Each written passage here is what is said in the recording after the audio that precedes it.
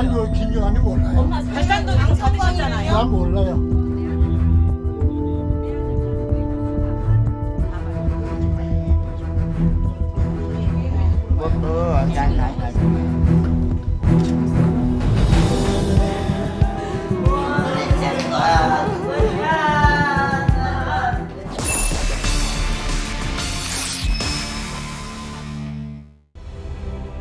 아주 오랫동안 간절히 기다려온 소식이 드디어 우리를 찾아왔습니다.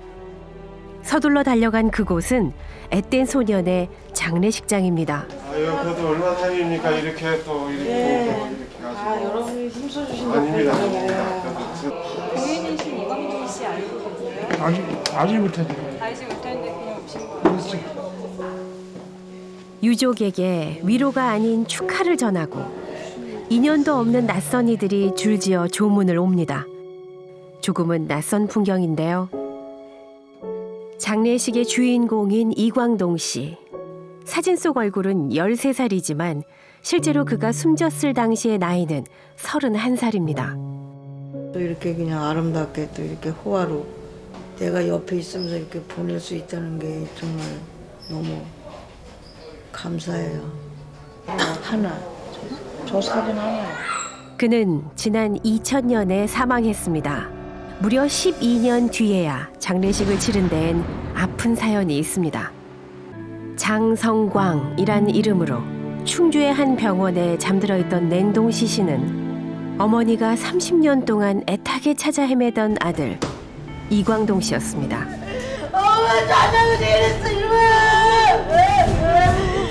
영양실조였던 아들은 왜 홀로 병원에 왔던 건지, 그리고 왜 죽어서 냉동고에 갇혀 있는지 그 이유를 알 길 없는 어머니.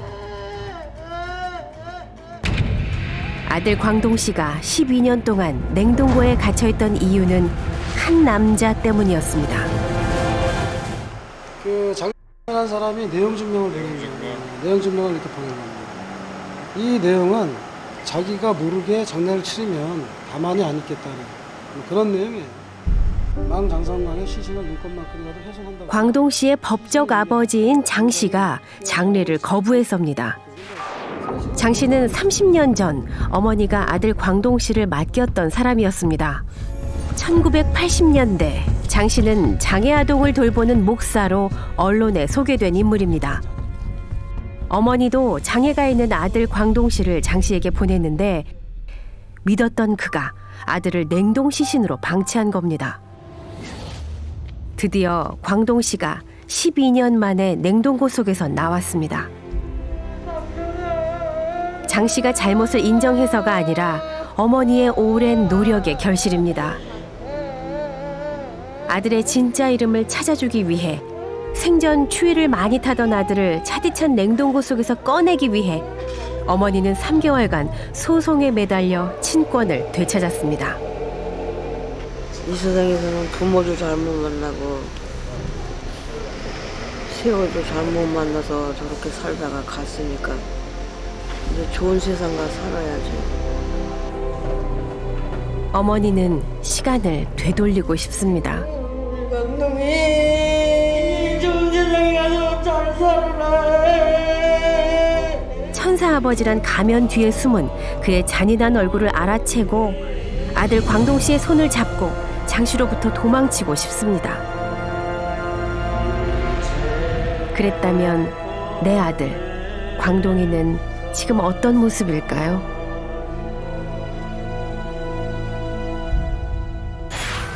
장 씨의 본 모습이 낱낱이 알려졌지만 세상은 쉽게 변하지 않습니다.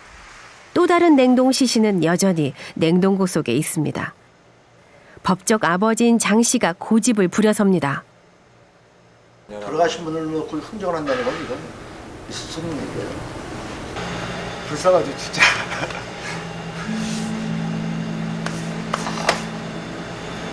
그러니까 이런 일을 한 사람으로서 진짜 불쌍해요.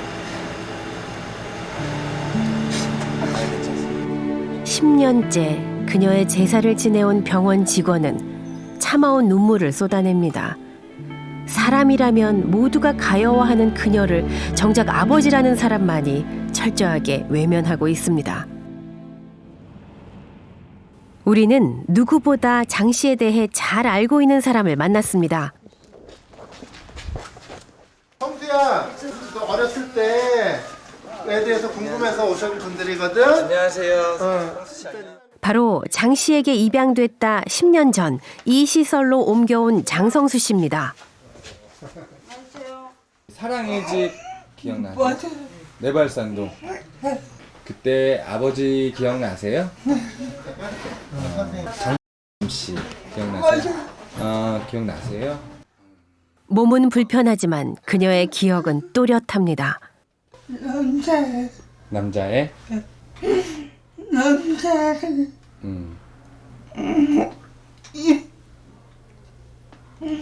육지에다가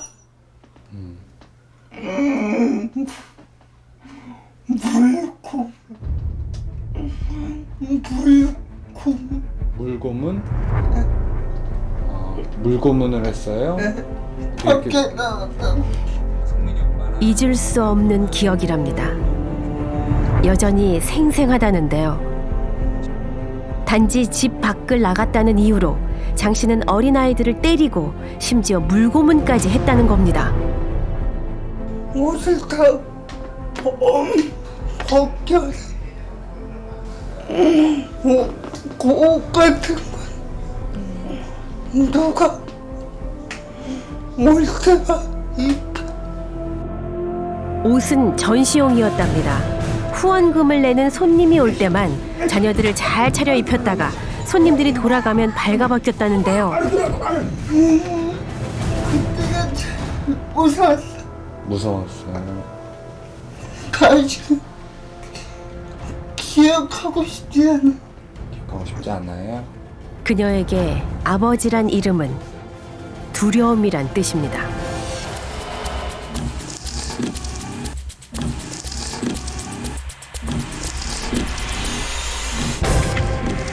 장 씨에게서 벗어난 내 자녀는 어떻게 지내고 있을까요? 안녕하세요. 너무 예뻐져서 몰라볼 정도인데요. 표정도 한층 밝아졌습니다. 그게 뭐예요, 그게? 깜찍이?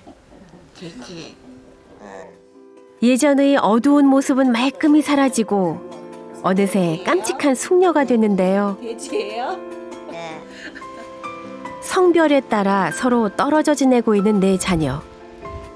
신발 벗어요. 혼자 벗어.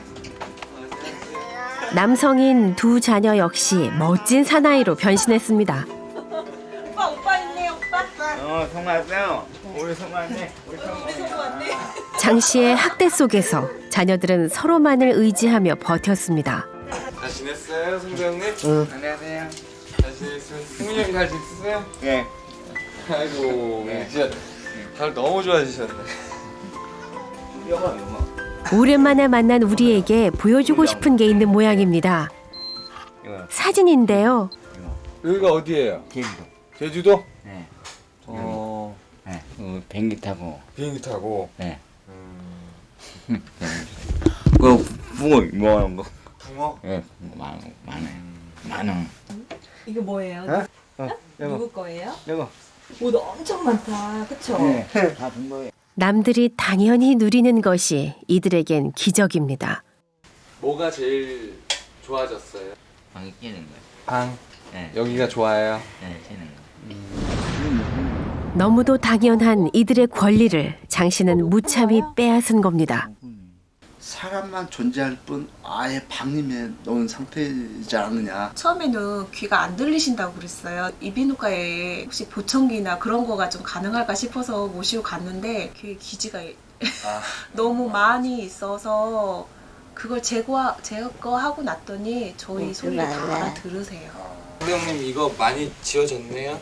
여기는? 장 씨가 새겨놓은 주홍 글씨도 레이저 치료로 지워가고 있습니다. 조금씩 이렇게 지워졌네요. 이들 마음의 않았어요? 상처도 문신처럼 아팠어요? 깨끗이 지워질 수 있을까요? 좋죠? 원주로 다시 가시고 싶으세요? 아니면 안 가고 싶으세요? 안 가. 안 가실 거예요? 안 가실 거예요? 그런데 한 자녀가 보이지 않습니다. 장 씨로부터 구출해낸 자녀는 남성 2명과 여성 2명인데요. 여성인 자녀 1명이 떨어져 지내고 있답니다. 함께 있어야 안정이 되는 4명인데 무슨 이유로 1명이 따로 지내는 걸까요? 나머지 한 자녀가 지내고 있다는 곳은 요양원입니다. 잠시 뒤 그녀를 만날 수 있었는데요. 그새 성성한 흰머리에 체중도 상당히 많이 줄어든 모습입니다. 어디가 많이 아픈 걸까요? 눈빛조차 힘이 없습니다. 그래도 나머지 자녀들을 보자 얼굴에 웃음꽃이 핍니다. 그녀에게 무슨 일이 있는 걸까요? 이쪽에 오셨다가 이렇게 설사를 계속 하셔가지고 검사했더니 그 판정이 나왔어요. 직장암 3기. 대장 검사를 했더니 이제 종양이 있었죠. 네. 항문에서부터 위쪽으로 한 4cm 정도 차지하고 있는 종양이 있어요. 이거 어느 정도 이렇게 방출돼 있었던 걸까요? 이게 이제 암으로 발전해서 이런 정도 크기로 커지는 데는 1년 이상 걸리지 않았었을까. 뇌강을 삥 둘러서 직장암이랍니다. 길어야 3개월을 더 살 수 있다는데요. 시한부 선고를 받은 겁니다. 오랜만의 재회에 웃던 그녀가 갑자기 눈물을 흘립니다. 끔찍한 통증이 찾아와섭니다. 장 씨와 살 때부터 잦은 복통으로 괴로웠을 거라는데요. 그때라도 병원에 갔다면 이렇게까진 되지 않았을 겁니다. 더욱 기가 막힌 건 아픈 그녀가 장 씨 때문에 치료조차 편히 받을 수 없는 답답한 현실입니다. 지금 이제 장 씨가 어떻게 해서든지 이 사람들을 찾아내려고 혈안이 되어 있다는 얘기를 저희가 이제 군주시청을 통해서도 들었어요. 법적인 제도 하에서 우리가 지원하지 못하고 계속 이렇게 숨어서 지금 지내고 있는 상황이거든요. 목사님! 사라진 자녀들의 행방에 대해서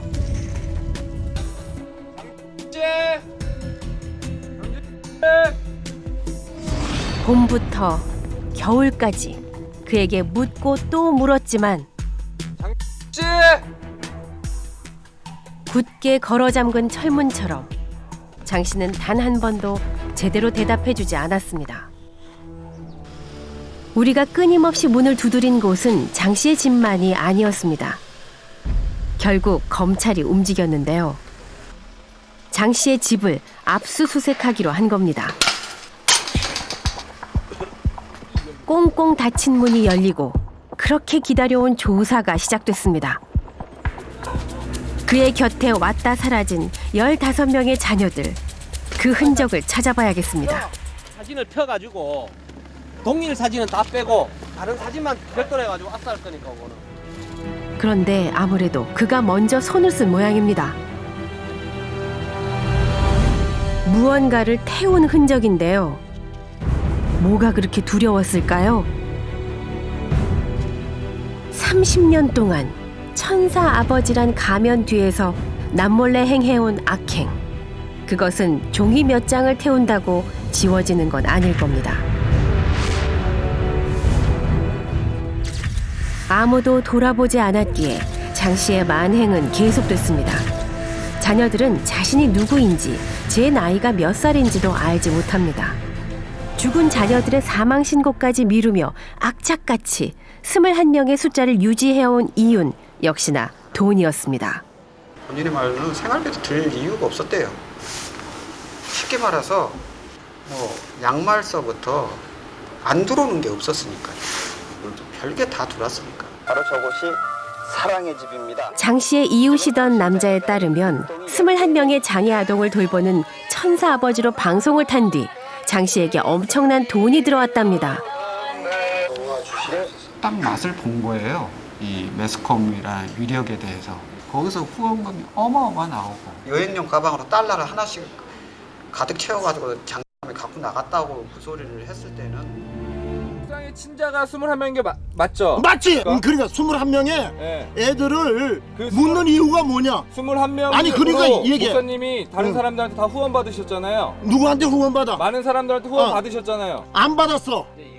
우리가 뭐 계좌로 확인된 것만 한 5억 가까이 되니까 현금으로 받은 거 후원금이 있고 근데 우리가 알고 있는 계좌로 근데 이제 뭐 현금으로 받은 거 또 따진다 그러면은 또 많이 있을 거 아니에요, 그지?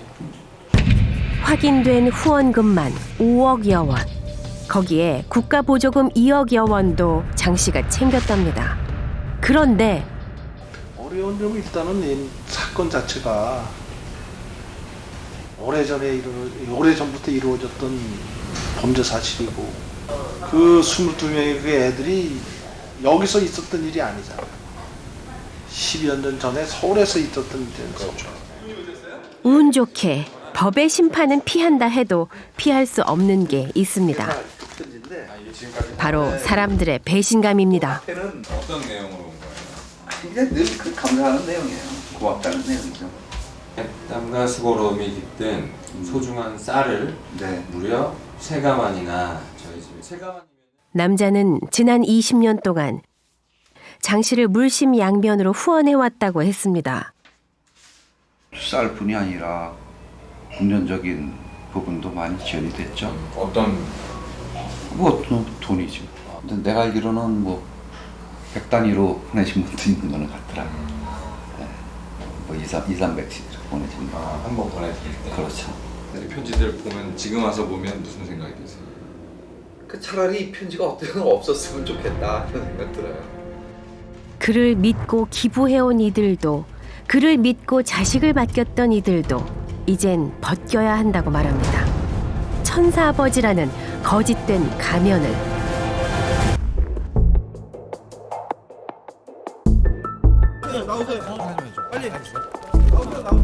배정훈이가 돈 3억 원 안 준다. 배정훈이가 내가 왜 배정훈이한테 3억 원을 줘야 돼? 후원금 5억 이상, 국가보조금 2억 이상 다 자녀들 위해 쓰신 거 맞습니까 그게?